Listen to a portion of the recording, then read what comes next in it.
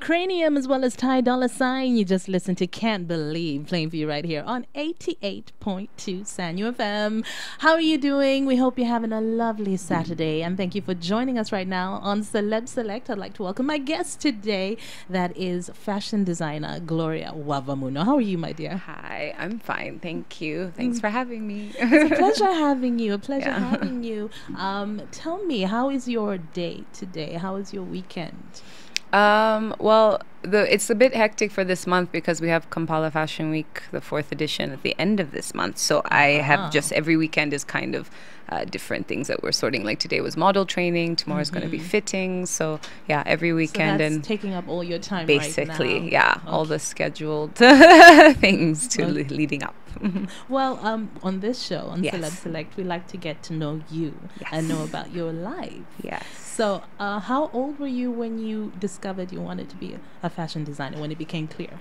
I mean, I think there were many different periods of it, but you know, you're a kid, so you're trying to put everything together. But I guess the interest definitely, when I was like, I enjoy clothes because my aunt and my mom were tailors. My aunts are still tailors. So, I mean, probably around 10 when I was like, oh, this is nice how they tailor pieces and fabrics, etc. And then as I grew older, then of course I like designed for my friends, but it was just for fun. You know, you're like, oh, I have this ability because I come from a family that's trained me in it. So let me just for fun, you know, make clothes and stuff. And then, you know, you're more experimental when you're young. And then at 16, I had an art teacher who kind of saw me sketching, even though I had told him I think I like fine arts and want to become a painter. And he was like, did you ever think about design? And I was like, what do you mean, like a tailor? He'd seen a sketch? Yeah, he saw me always doodling. Like I'd have my assignments for my courses and stuff building up, because when you're planning to go to art school, you have to build a huge portfolio of sketches that's like in the thousands. So you start very young. So I was on that process. And then he always said, oh, but when you stop, I always see you start sketching clothes and things like that. And I was like, oh, I come from a tailoring background, so maybe because I've always done my own style, and you know, Uganda's big on secondhand clothing, so I was like having all these excuses of why I'm just interested in clothing. And he was like, but you could be a designer. And I didn't understand that because of just knowing tailoring. For people who don't understand the difference, maybe you so like well, I mean, it's the same thing in some sense. A fashion designer is a tailor, but of course now it's expanded to a sense of like that you can have tailors, and then a person just designs clothing, and then those tailors make the clothing. So it there's could be some either fashion designers who aren't tailors, and but they have designs for clothing. So so then from that age I was like, oh, interesting. And then I think I kind of got really a big boost and exposure into the fact that so many designers existed globally. And so I found the fashion industry internationally, and then I was researching, and then from that it kind of was like maybe this can be a more solid career than a painter. Because I was like, I really had realistic thoughts. I was like, how am I going to survive as a painter? And I want to live in Uganda again, and all these things. So finally I was like, okay, maybe I try this tailoring, because the tailoring was doing so well for my aunts, and you know, it's a great business here. And I thought if I incorporate that, it's a design, and try to do that while also I had realistic things of like do tailoring, but luckily, I mean, it's grown. I still do tailoring and do pieces for people that are not my first designs, but I'm more in where people personalize, come to me for tailoring because they want my aesthetic in it, rather than just saying, hey, this is the dress I want. So I think I've evolved to becoming this tailor who the aesthetic is appreciated, so people allow me to tailor and to design their pieces, as well as making ready to wear in a limited edition that, you know, is what I can do at the moment. Okay, well, you said, you know, you were thinking about living in Uganda and like, okay, how am I going to survive in Uganda? Especially as an artist, because that's not very easy. I mean, a lot of people are breaking out now. Yeah, very much so. The internet, everything, has been more helpful. But I mean, I think especially when you were younger, it was a lot harder. So speaking of living in Uganda, were you born in Uganda? I was not, but I came back the year I was born, because it was during when the civil unrest was now finally calming down. So the year of 85 I was born, and my parents were in exile in the UK. So I was born, and I literally came back like 6 months after, but then there was still turmoil, so they left again to be safe. And then I was back like another couple of months, and then I was raised here. Okay. Till high school. And how many siblings do you have? I have 8 in total. Yeah. Are you very close? We've grown to get close. I think that's any reality, because everyone forgets that even when you're in a family, you're individuals and you have your own thoughts, even if you came from the same people. It's great to know that we've all kind of grown into our characters, and we appreciate and respect each other, which I also think can be quite rare. Because you have friendships you love and then you hate them, but like family, yeah, you can do the same. But it's great when you are like, wow, I actually like my family, and I trust them, and we get along. Yeah. Okay. So what kind of child were you? Were you the quiet child? Well, yeah. Yes. Is it obvious? Or maybe my dressing doesn't like give it off. People are like, she's so flamboyant with the way she looks. So she couldn't be that. But I was, yeah. I was the quiet child. You were the I was quiet in my child. own mind, which I still am. So it's So you which weren't has very helped me. outdoorsy, did you? I was Okay. outdoorsy, but I wasn't social. Okay. Like I liked my own experiences in my own space, and luckily my family kind of noticed, so they were cool with it, because they were like, she really just sits somewhere and paints. So like she gets up to so much else. And then of course, when you go through the teens, you're trying to figure out what are you, extrovert, introvert, etc. But now, of course, as more of an adult, I realized, yeah, I'm understand the a lot same. better. I'm still an introvert. And maybe all that introvertedness actually helped me come up with all these thoughts and ideas, which have gone into my career. So you would live in your mind, live in your very little much head, so. and Very just much kind of so. watch people on the outside. Yeah, a big observer. Yeah, I'm that ooh. weirdo staring at people. Probably they're like, is she stalking me? Or I am observant. I'm extremely observant. Yeah. So just in case you find Gloria staring at you, I'm just making an observation for myself, not towards you or for Okay. you. Yeah. All right. So where did you go to school? I went to it was called Lincoln International School, but now it's called ISU. So I went to an international school while I was here, and then I went abroad for my final ends of studies for university. Went to an art school. And then, yeah, I worked in the UK for a bit for some designers. But as I was also in university, I worked in various fashion industries in Europe, kind of jumping up and down when you can get the opportunity. And they're a bit more supportive there, especially if you're really like passionate. They really give you more experience. And there is a lot of experience to obtain, because it's an industry that's existed for a long time. Yes, it's still very new Yeah, here. it's still very new here, exactly, which I always say. It's like we have to give ourselves time and patience. And yeah, then after working in the UK for a bit, I mean, I always knew I was coming home. It was just that I wanted to gain as much industry insider, information. I worked as a hairdresser. I was a makeup artist. I was a stylist. I was a intern for many different parts of the fashion industry. So you try to get your hands dirty and get yeah, because because I was like, I understood the newness to what would be in Kampala. So I just was like, yo, if I know everything and I kind of just learn it, then when I come back and I get on that ground, at least this experience will support me, and which it did. In the beginning of my photo shoots, there weren't that many makeup artists, there weren't that many hairstylists.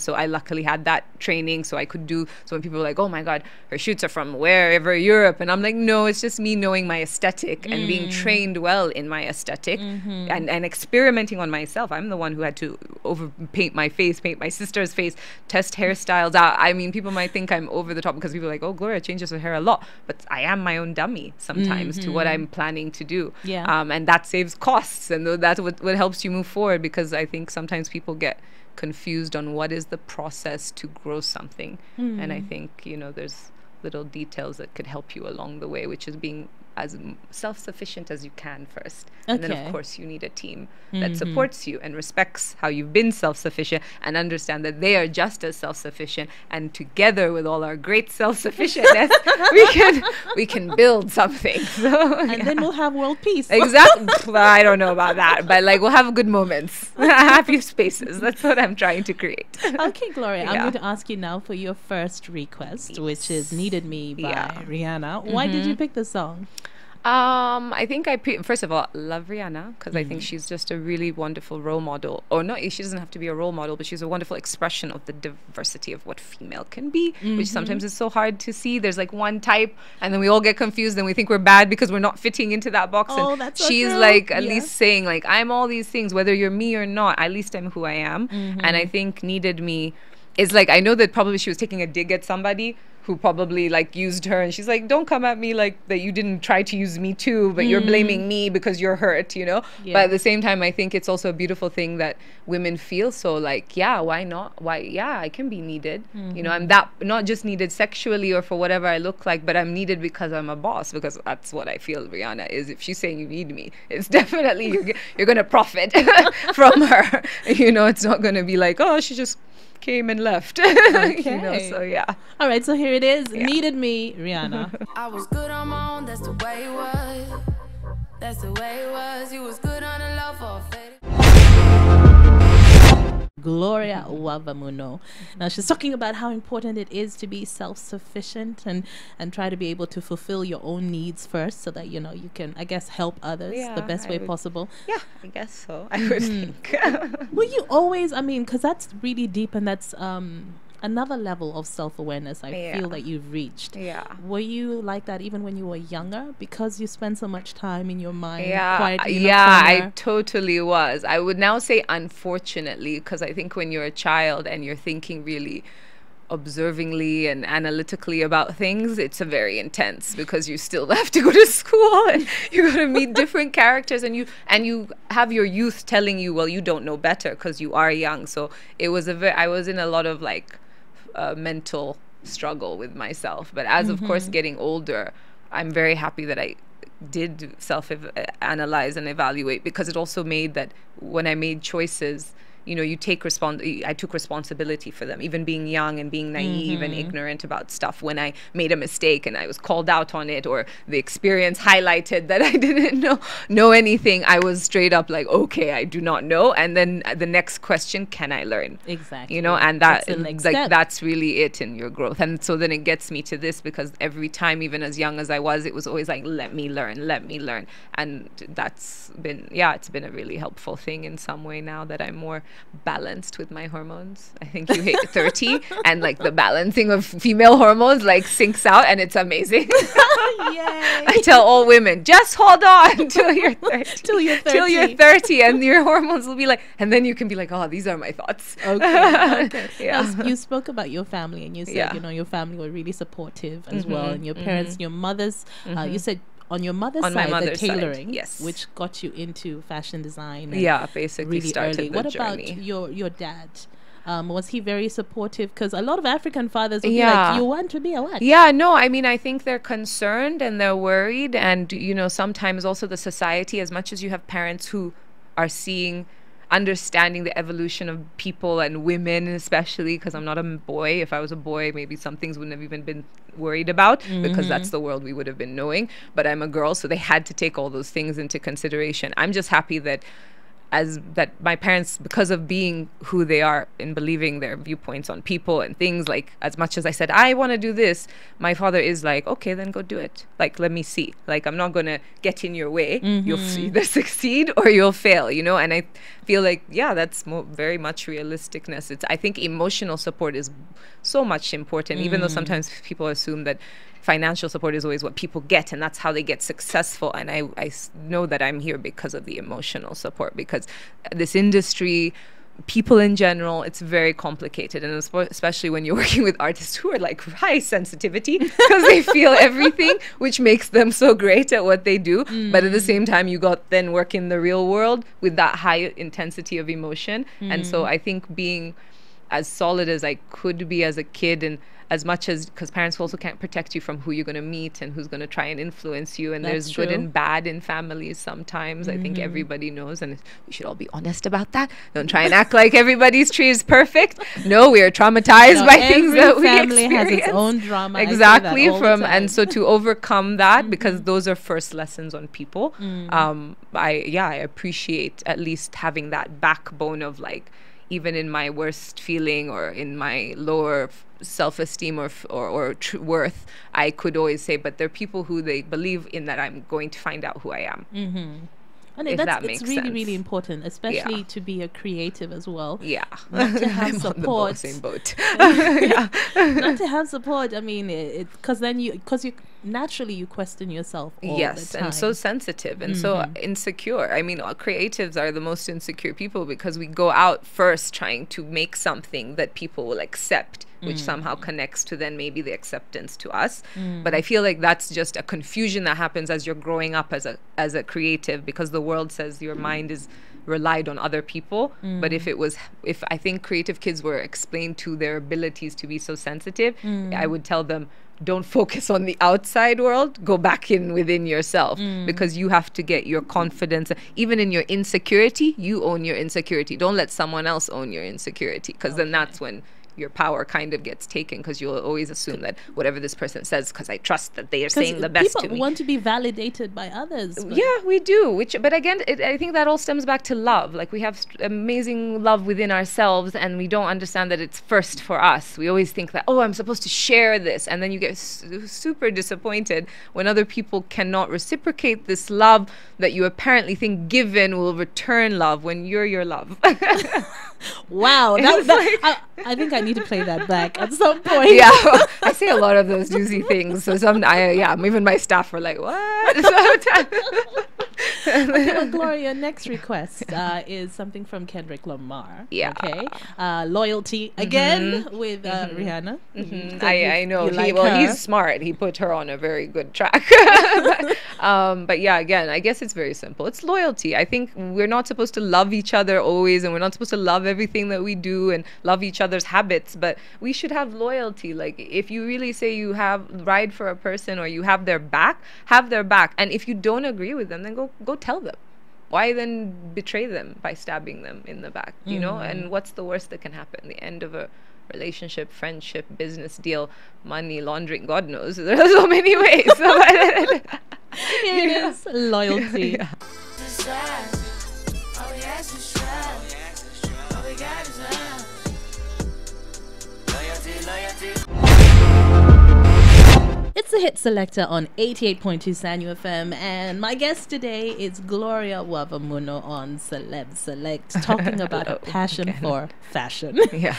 and like you mentioned one of the incidents, like a memory when you were having dinner with your family and you said something and everyone looked at you like blink, blink, blink. Yeah, you know, and you're a kid and you always think like, oh, these are the adults. You have to ask what's going on in your mind, because they must have the answer. And it was like, I was like, so, well, what did I tell them? I was at dinner and I was like, so I've had these thoughts and I just need to, if you can explain this to me, how is it that when I come in this room, I see everything through my eyes, and when I leave and what I'm doing by myself, I see, and when you leave this room, then I can't see you and I have no idea what you're doing, but you also don't know what I'm doing because you're not seeing through my eyes.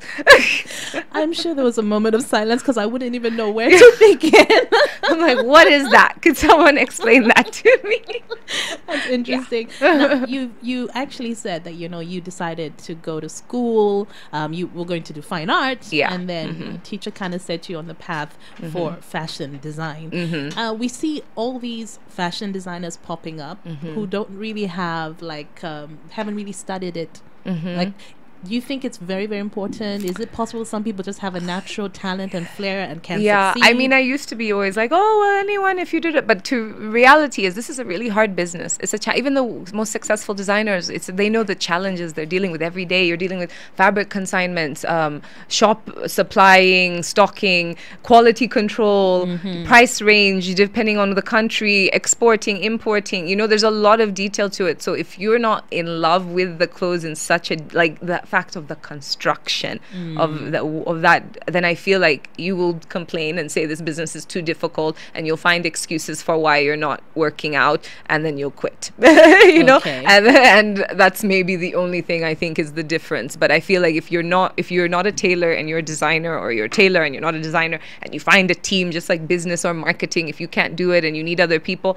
fantastic, you know. But if the passion is not there, you will give up because it is a challenging space. And on top of it, you do this and multiple things. People are like, oh, she's just there sketching out clothes. I'm like, well, that's one day of my month. And then the rest is my marketing, my exchange, my networking, my supplying, the exchanges of contracts, because some suppliers don't want this collection. A collection doesn't work anymore for that country. There's a multiple things happen, even just in general, changing of staff and your aesthetic. Like my aesthetic has really changed, and Yes. to have a team that is supporting the different aesthetic change, because aesthetic can change from the cut to now now all the patterns you ever did. It's like, oh, throw those away. They do not work. We have to start fresh from new patterns. they're like, "What?" And they're like, okay, so there's a lot of team in a way. It's so funny because I said I'm an introvert, but then my business has had to make me a more extroverted person, Yes. because it does take talking and communication and patience with each other of your team members to have something grow. So yeah. someone can have the raw talent, Absolutely. but like you said, it's Get a support, business. yeah, and get eventually. support. You If need you're the tools to be able to manage it properly. That's it, really. I'd say if you go for the tools, restudy. You can always restudy something. You can always find someone who's studying something. But yeah, if you are passionate about it, then you will find ways. Because there's so many businesses of fashion, but everyone doesn't know like the details of all these different businesses are running in different ways.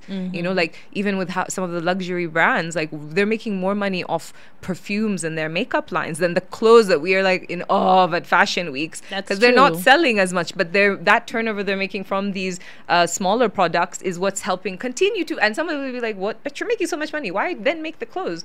Again, passion. Look at how someone's still like, that's what this money is for, to do this, to do that. A lot of them are giving back a lot of their incomes to schools and training and organizations like British Fashion Council, CFDA, and also myself, Uganda Fashion Council.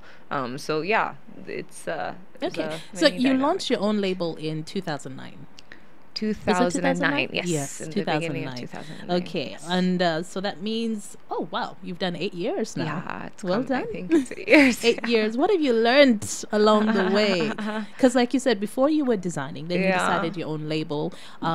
Again, also, Yeah. are you stocking in very many different countries? Which ones? Not so much. Like I did in the beginning, which again, I say that's like the realities of also what your business can be. Like what you did in the beginning might not work for you in 5 years. And then sometimes some companies try to hold on so much, and then it takes them in a downward spiral because you can't do what you were doing 2 years ago business wise. And also maybe it also halts your aesthetic of growth. So I do feel very comfortable changing and flowing. I'm very into evolution. I do believe things must change as much as they stay the same in detail. As I say, I'm the same person from a kid, but I've definitely evolved in my exterior and my thoughts and things.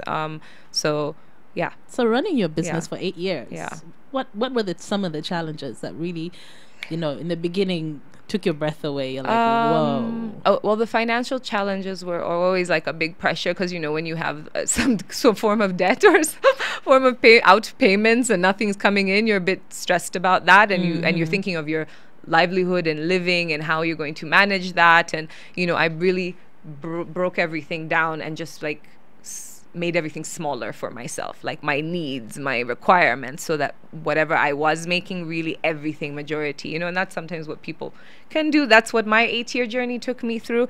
And then also kind of the training. There was, now I think there's more talent and more training going on. So there's a larger pool, but I think when I started, you have to train everyone from scratch. It took like 3 years to really train my studio, then another 3 years of, I'd say 4 years of training, because 2 years I was actually working at my aunt's studio because, again, I had to save. I couldn't afford my own space, except, these are all the things that you learn along the way. And also, Yes. main thing, stop being so hard on yourself, because sometimes I think you think there's a schedule or a time frame that people have maybe made you think, or maybe you've made yourself think it. I don't know now. I'm not here to blame anyone. I take responsibility for myself. But it definitely, I put a lot of stress, and like I was very hard on myself, and I think that's not okay, just to be a human.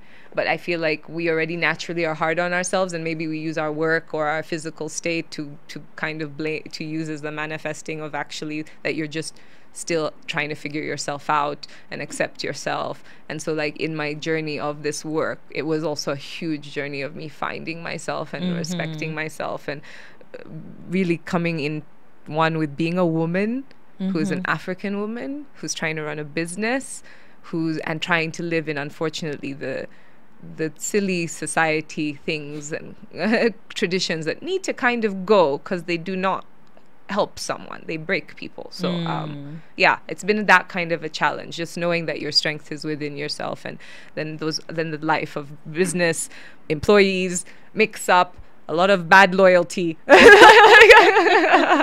And like All these other things. yeah, all these other things that you have to go through as you still have to be in love, and you still have to be a friend, and you still have to, and then also learning what are you in those things really, because sometimes you think you're these things from your teenage days and your uni days, but that's not yet your life challenges. It's really when you're trying to orchestrate what you're going to be, that then those challenges are really what hit you. And I think I went through kind of just growth. Okay. Well, and now I'm going to ask you for your next song, which is Supermodel. Why did you pick this song? Because I love what she's doing right now, and she's just really talking about girls, like seeing a girl's angle from so many angles. Like I think sometimes boys, or we also do the fault of like making ourselves seem as one dimensional, and we have like so much beautiful even the crazy that men are just like, you're crazy straight away. That crazy is like multiple of things, and it's quite beautiful how all of those multiple of things make the crazy final reaction. So I think with her it was like this supermodel is telling a guy like, as much as I'm all these things, I'm strong, and I'm introducing this, and it's a bit hard for this new generation to take these multiple dimensional women. I'm still like gonna be like, I'm still like chill. I really am simple. I just want to be your supermodel. Like I just wanted to be the one that you wanted, because I'm still human. As dope as I think I am, and as supernatural as I think I am, it's still like I'm human, and I want genuine love. So. Oh. Well, here it is, Supermodel. Homies got some new hobbies, even a new hoe too. Maybe she can come help you. Maybe she can come lick you. After we're done, what's done is done. It's a hit selector on 88.2 Sanyo FM. I'm Crystal, chatting with Gloria Wavamunno on Celeb Select. Now, you just said during the break that women are taking over the world. Yeah, I know. I'm sounding very Beyonce. Or someone before her said this was copyrighted somewhere else before. But you do speak a lot for women and talk about how, as society, we need to stop, shaming women who are different. Yes. And there are all these different nuances that, that we can all bring to the table. And and how people should stop looking at like one type of woman to be the right type of woman. Yeah, very much so. Have you felt that a lot, especially in your journey? And always. Every day you're reminded you're a woman, whether it's through an eye stare or a grope or, some form of assault or patronizing. So like, I mean, and all girls know it, even if you want to be quiet about it. We all know that we're going through something every day, but life has taught us to get back up, smile, because if you complain about it, it will be worse. So I'm hoping that just because I played the game too, I know I was in rooms and I kept quiet, and I think that adds to it definitely when you realize, okay, if my voice is going to get heard, or if I can enter these rooms to be the head of whatever I'm doing, I got to kind of play this female role so that it doesn't intimidate, or because in a second, you can be kicked out of stuff because of a male superiority person in a position, so now kind of being in a space where I am the boss of me, I feel like I'm trying to highlight it, and just to bring up and say everyone, like, and I don't think it's about that now it's time to like go on the streets and like destroy men.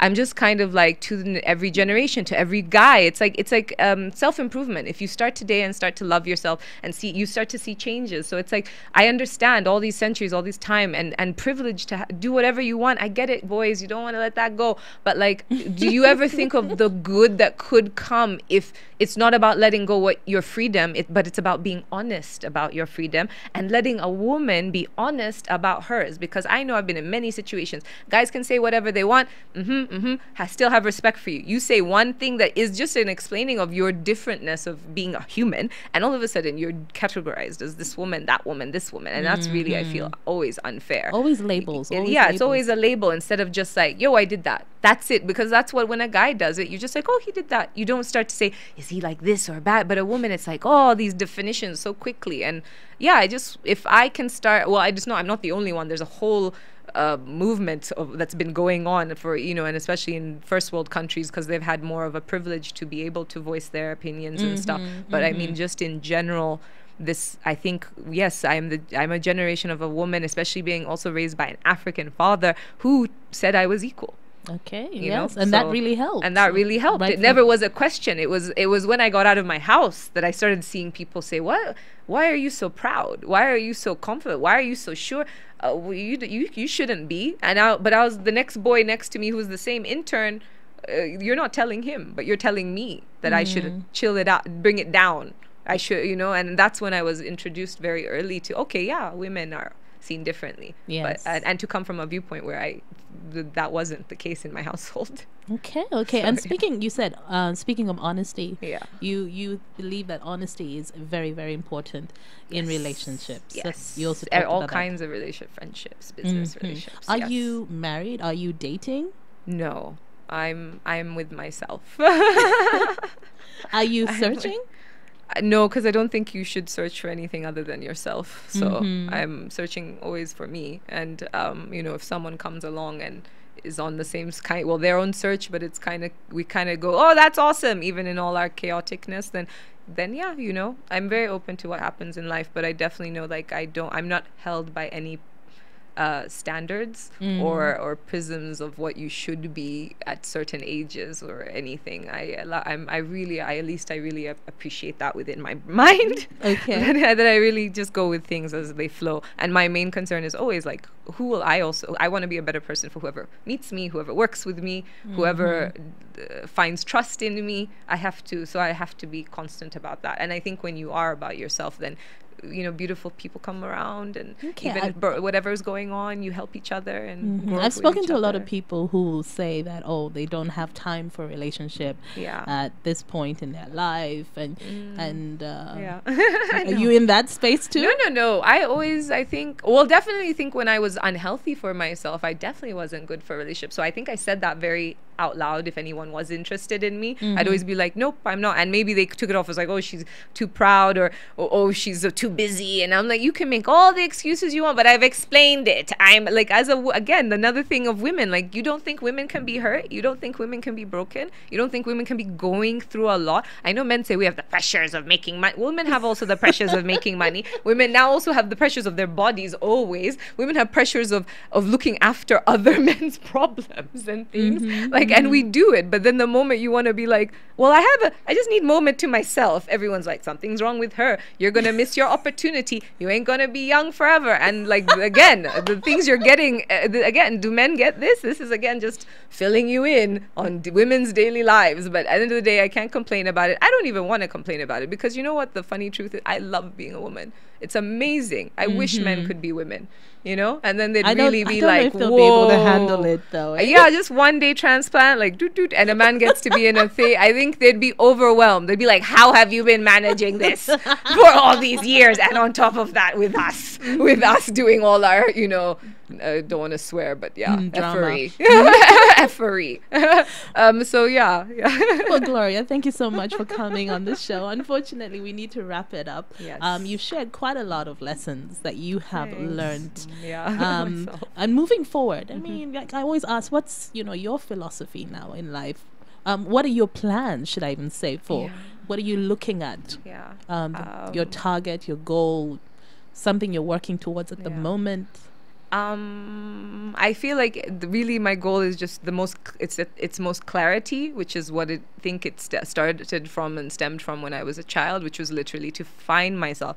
And by finding myself, I'll know what habits, what things I like. You'll put the time into stuff that you truly enjoy rather than things that are forced. And then being strategic and saying, okay, with all these abilities, what can I accomplish? And luckily, arts was always something I knew I was going to get into. I'm lucky that somehow the world directed me to show me what I did like. And when I did see it, I grabbed onto it and I pushed myself to study it in such a large dose. And that now in this state, I can kind of step back from my mind and enjoy the moments If that makes So you sense. feel it's also So, very important to yeah, just take a moment to yeah, be still sometimes. to be present. I guess I mean, if everyone's reading all the internet, there's all these like find yourself, self-love. That's why they're probably like, oh God, that girl's reading it. No, I've been on this since I was a child. Okay, it's just popularizing. Let me just point that out before anyone starts to say she's copying someone. But this is, I think, within every human, like you know. But if once the noises confuse you on what your goals are, is it about money? Is it about succeeding? It's about who you marry. It's about how you look. But all like, yeah, but that's you to care about it, you know? And then if anything, yeah, heal, because we all come from so many things because of childhood. And sometimes that stuff leads to us, you know, doing things in our adulthood and continuing a pattern. And if you're, and then that before you know it, you're older and coming to death, because really that's for certain, death. We all die. So I just want to, I'm trying to be present, because I do know I was always rushing forward. I was trying to see the next thing. And it doesn't mean that I'm in a place that's any better, or that I am a bit better, but not that it's like it's so for sure what next year could, as I say, KFW is here 1 year, it could be there, not there. And I'll know the reasons, and I'll have to be the one who moves forward. So yeah, I'm trying to just be present with what I'm doing and see where that goes. Okay, well, yeah. We'll just wrap up with Kampala Fashion Week, which is the end of this month, which is 28th to the 30th of September, but also 25th to the 30th. There's a pop-up installation at the Kampala Forest Resort, which is a new space in Muyinga. Okay, so your last song is Wizkid and Drake, Come Closer. Yes. Why did you choose the song? This was African, like the content, the stylizing, the choreographing, and I just like, yes. And now to every artist, like, you see, like, if we add, and nothing is too much if you add this African, and now imagine if we mix, and you just see so many other cultures, like, and we're like this mix of creativity. It's just amazing. So yeah, I'm just like pro-African, proud African, fly African, feeling Alicia Keys moment. I'm very proud to be African. Okay, here it is. Thanks again for coming on the show. Pleasure hosting you. I know. You got the body, I know. You make me sing, I know. You make me sing, I know. Yeah, you got the teen, I know. You got the body, I know.